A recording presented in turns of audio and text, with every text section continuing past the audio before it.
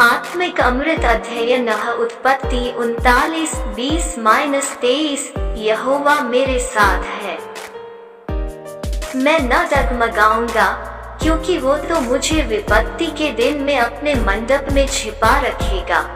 भजन संहिता 27:5। पोतीपर के जेल में बिताए गए वे 2 साल यूसुफ के जीवन में जरूर सबसे काले दिन रहे होंगे।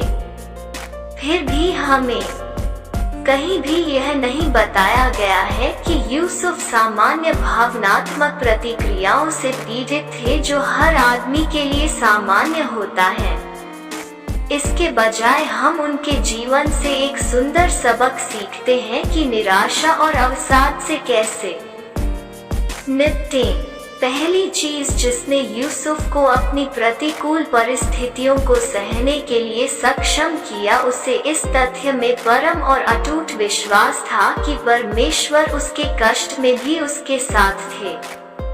उत्पत्ति 39:2 कहता है कि यहोवा यूसुफ के साथ थे जब उसने पोतीपर के घराने में सफलता पाई।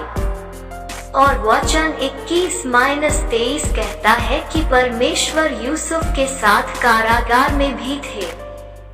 इसमें कोई संदेह नहीं था।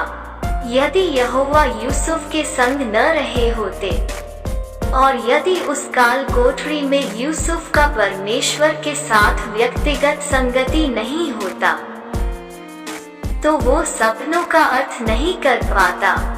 हमारे समय की त्रासदी यह है कि हमें यह सिखाया जाता है कि यदि उनमें पर्याप्त विश्वास है तो वे कभी कष्ट नहीं सहेंगे, क्योंकि यीशु की मृत्यु सभी विपत्तियों और क्लेशों से मुक्ति प्रदान करती है।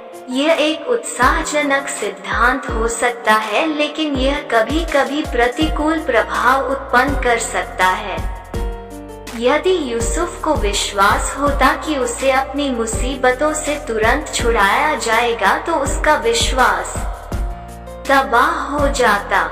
वो परमेश्वर के साथ अपने रिश्ते पर सवाल उठाता, शायद यहाँ तक कि परमेश्वर के अस्तित्व पर। लेकिन यूसुफ ने परमेश्वर पर विश्वास किया, जो केवल सर्वबुद्धिमान और सर्वप्रेमी ही नहीं है, लेकिन सर्वशक्तिमान भी है।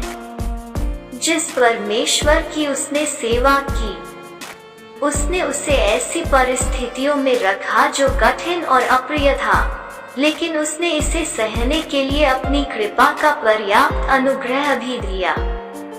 प्यारे दोस्तों, हमें काले दिनों में यूसुफ की गवाही कितनी खूबसूरत याद दिलाती है। यह हमें याद दिलाता है कि धर्मी भी पीड़ित होंगे, और ऐसा कष्ट परमेश्वर की इच्छा में है कि वे अपना उद्देश्य पूरा करें। आइए हम परमेश्वर के वायदे को याद करके अपनी पीड़ित आत्मा को दिलासा दें। तेरे संग चलने वाला तेरा परमेश्वर यहोवा है। वो तुझको धोखा न देगा और न छोड़ेगा। व्यवस्था विवरण 31:6, यहोशू 1:5, इब्रानियों 13:5। प्रार्थना। प्रिय प्रभु, जब दर्द और समस्याएं आती हैं, तब मैं यह ना सोचूं कि मेरे विश्वास में कुछ गलत है। यूसुफ की गवाही मुझे प्रोत्साहित करे कि आप समस्याओं के दौरान मेरे साथ हैं और आप अपना उद्देश्य मेरे द्वारा पूरा करने के लिए उन्हें अनुमति देते हैं। मुझे आपकी कृपा से सहनशीलता दीजिए। आमीन।